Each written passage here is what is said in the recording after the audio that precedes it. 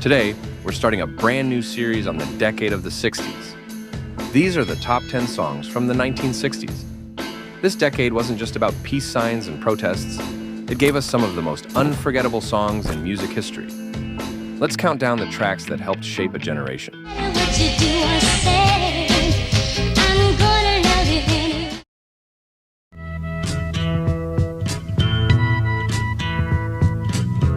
Starting off at number 10 is For What It's Worth by Buffalo Springfield, released in January 1967. There's something happening here. What it is. This song feels like the sound of a nation waking up. Stephen Stills wrote it after seeing protesters clash with police over a nightclub curfew on the Sunset Strip. There's battle lines being drawn. Even though it wasn't written about Vietnam, people connected it with the larger unrest happening in the country. They carry inside. Mostly say that haunting guitar riff and the line, "Stop children, what's that sound?" Yeah, that gave it instant protest anthem status. you better stop. Hey, what's that sound? Everybody look what's going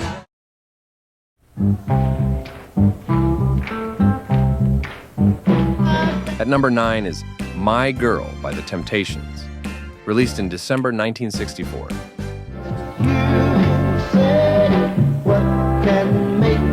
Smooth, soulful, and impossible not to smile at. Smokey Robinson wrote this one with David Ruffin's voice in mind, and wow, did it pay off.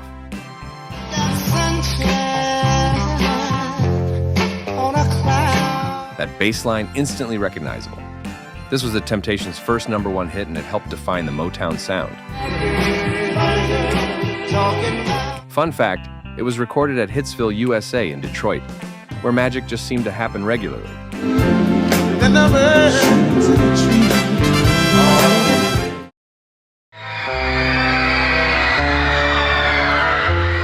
Coming in at number 8 is House of the Rising Sun by The Animals, released in June 1964.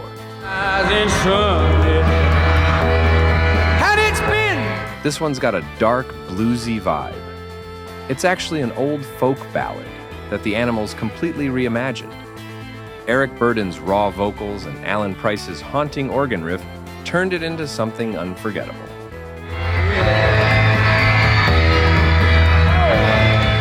Fun fact, it was one of the first rock songs to break the 4-minute mark on the radio, and it still became a hit.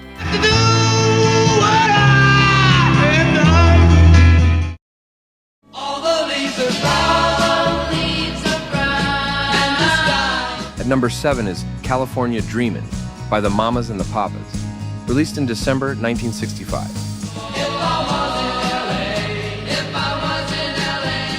Written during a freezing winter in New York, this song is literally about longing for the warmth of California.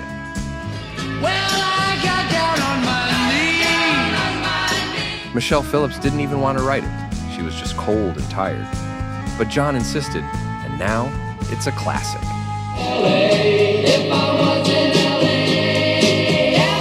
That unexpected flute solo, total accident in the studio. And somehow, it's one of the most iconic parts.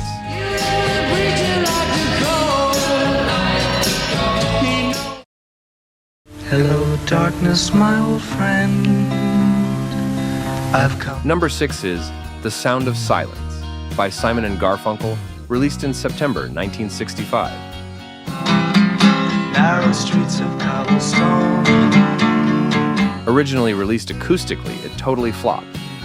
But then a producer added electric instruments without telling the duo, and it exploded. Talk with you again.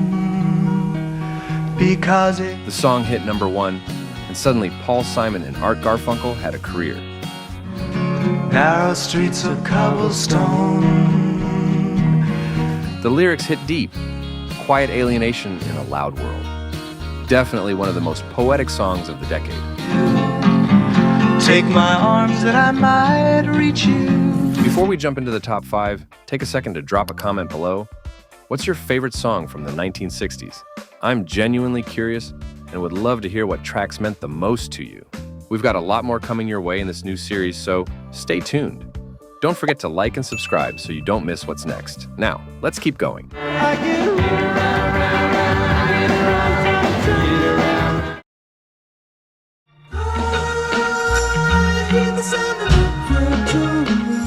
At number 5 is Good Vibrations by the Beach Boys, released in October 1966.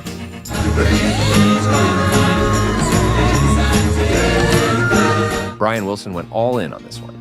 It took months to record and cost a small fortune, but it was worth it. He layered sound after sound to create what he called a pocket symphony. The use of the theremin, that weird, ghostly sound, made it one of the most experimental and exciting songs of the era.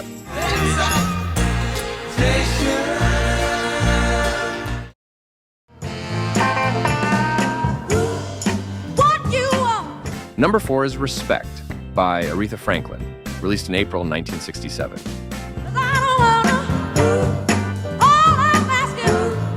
Otis Redding wrote it, but when Aretha got her hands on it, she turned it into a full-blown anthem. She changed the arrangement, added that famous "sock it to me" line, and boom! It became a rallying cry for women and civil rights.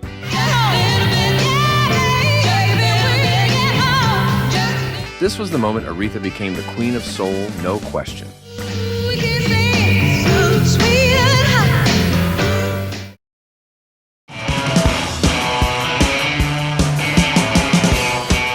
At number 3 is I Can't Get No Satisfaction by the Rolling Stones, released in June 1965. That riff, Keith Richards dreamt it, literally. Woke up, recorded it half asleep, and went back to bed.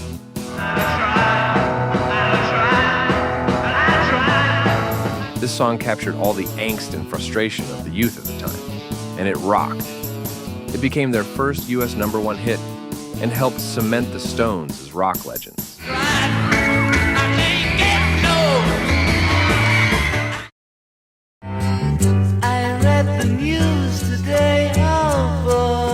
Coming in at number 2 is A Day in the Life by the Beatles, released in May 1967. He blew his mind out in a car. This song is 2 totally different song fragments, Lennon's dreamy narrative and McCartney's upbeat verse.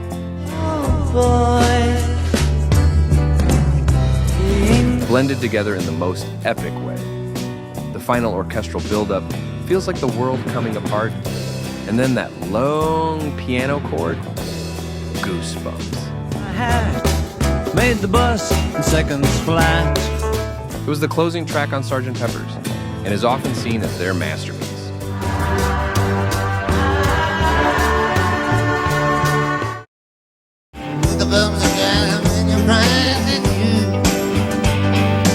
And finally, at number 1 is Like a Rolling Stone by Bob Dylan, released in July 1965.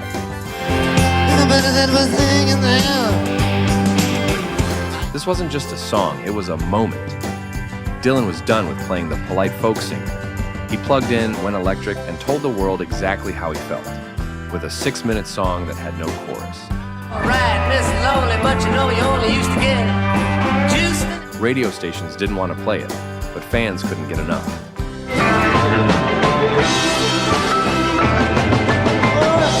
It shattered conventions and helped rewrite the rules of rock songwriting. And that's it. These tracks were amazing.